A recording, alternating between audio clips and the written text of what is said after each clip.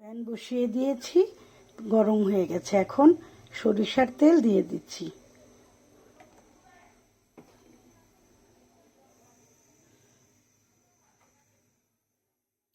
এখন ফোড়নের জন্য 5 ফোড়ন, আদা কুচি আর শুকনো মরিচ দিয়ে দিচ্ছি।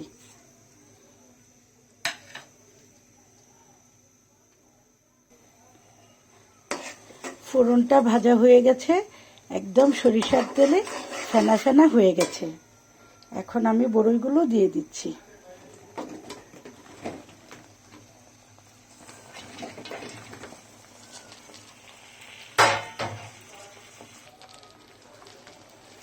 এখন তেলের সাথে আর ফোড়নের সাথে ভালো করে বড়ইটাকে আমি মিক্স করে অল্প আঁচে ভেজে নেব।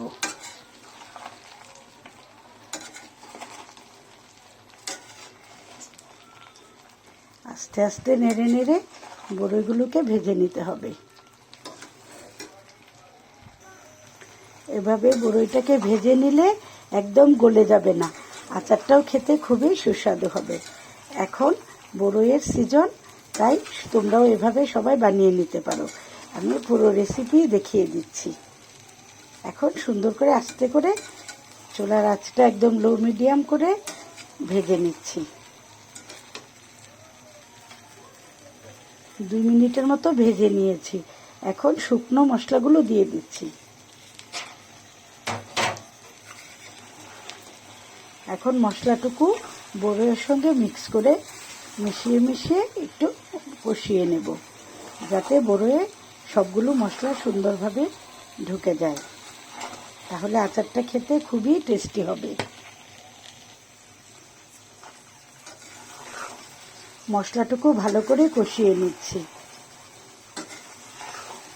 চুলার আঁচটা একদম লো মিডিয়াম থাকবে।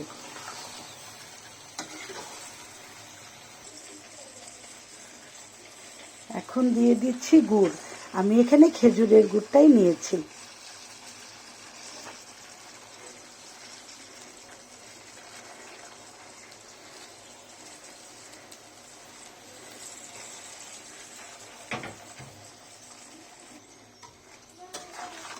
গুড়টাকেও মিক্স করে নিচ্ছি।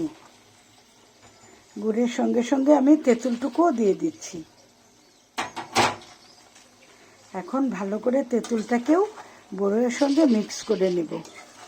তাহলে এই তেঁতুলটা ছাড়াও আচার করতে পারো তোমরা, কিন্তু তেঁতুলটা দিলে এই বড়ইয়ের আচারটা খেতে খুবই টেস্টি হয়, একটু টকটক হয়, খেতে খুবই ভালো লাগে। সব ইনগ্রেডিয়েন্টস দেওয়া শেষ। এখন শুধু নেড়ে চেড়ে মিশিয়ে নেবার পালা। শুধু আমসত্ত্বটা বাকি আছে, সবশেষে আমসত্ত্বটুকু দিয়ে দিব।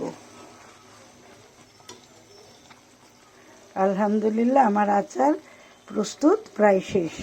এখন আমসত্ত্বগুলো দিয়ে দিচ্ছি।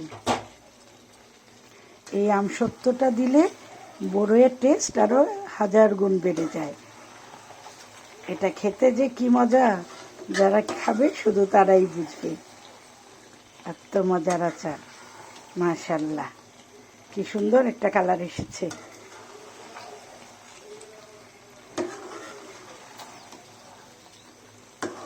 বন্ধুরা, খেতে চাইলে কিন্তু চলে আসতে হবে আমার বাড়িতে।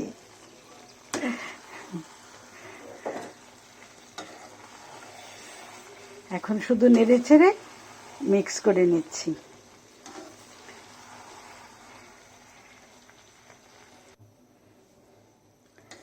তেঁতুল আর আমসত্ত্ব দুটোই ভালো করে বড়ইয়ের সঙ্গে মিক্স করে নিয়েছি। এখন আচারটা একদম কমপ্লিট হয়ে গেছে।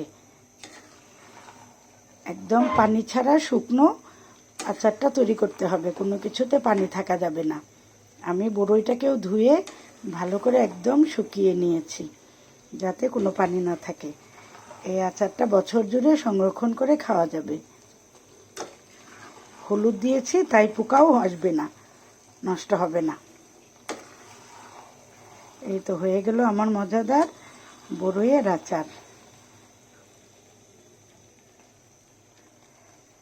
যারা যারা ভিডিওটা দেখেছো তাদের সবাইকে অনেক অনেক ধন্যবাদ। আল্লাহ হাফেজ।